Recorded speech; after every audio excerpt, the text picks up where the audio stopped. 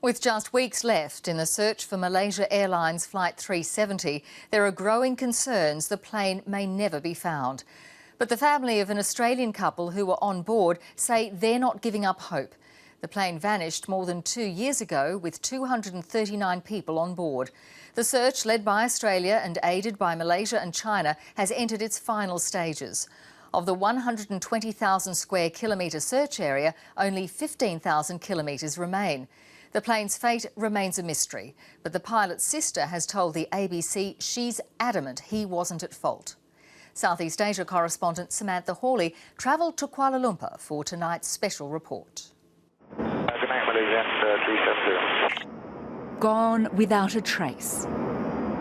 Flight MH370 ended in the southern Indian Ocean. Now the search is rapidly drawing to a close. Frustration for the families still in the dark about what happened. That's the memorial paperwork that we had for the church.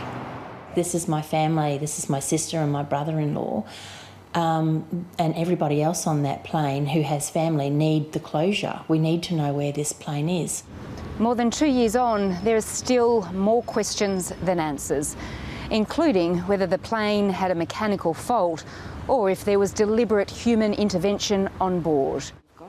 At the controls that night was 53-year-old Zahari Shah, I compiled an album for him. a captain with more than 18,000 flying hours and 30 years employment with the Malaysian state carrier. We miss him a lot. It's an understatement, in fact. He was there. There's no evidence to support the theories that Captain Zahari was behind the plane's disappearance. His family's convinced he was not. Malaysia owes it to the next of kin, to the relatives of the crew as well as the passengers to proceed and look for this plane. MH370 cannot and must not go into oblivion. We're established in area Echo 19er. Over the past 2 years, everything's been thrown at the search in the plane's most likely resting place, according to satellite imaging from the British company Inmarsat. 120,000 square kilometre area in the southern Indian Ocean. But nothing has been found there yet. We are assessing the level of confidence we have about the aircraft being in the search area that we're focusing on.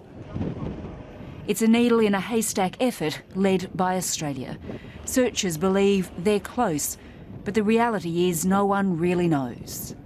Our preference very strongly would be to continue operations until we find the aircraft, but we're realistic in recognising there comes a point where governments have to decide that they have spent enough resources on the task.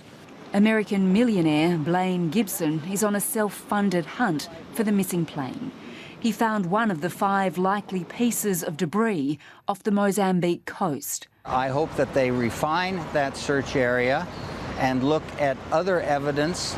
I hope that more debris is found that can give an idea of where it is. Most important, the debris evidence, the currents and drift of the 5 pieces of debris that have been identified and the marine biology on them. It took 4 days for Malaysia to reveal the international search in the waters to its north was pointless, and the plane had taken a sharp turn left towards the Strait of Malacca. We didn't start looking for surface wreckage in the southern Indian Ocean until day 10 or day 11. The Malaysian Transport Minister refused our request for interview, but the Malaysian government has consistently rejected criticism that its initial response in the vital early hours and days of the search lacked transparency and rigour. In Malaysia and around the world, families are suffering without answers. See, now we're both welling up. It's hard. Queenslanders Kathy and Bob Lawton were on the flight. They've left behind a loving extended family, 3 daughters and grandchildren.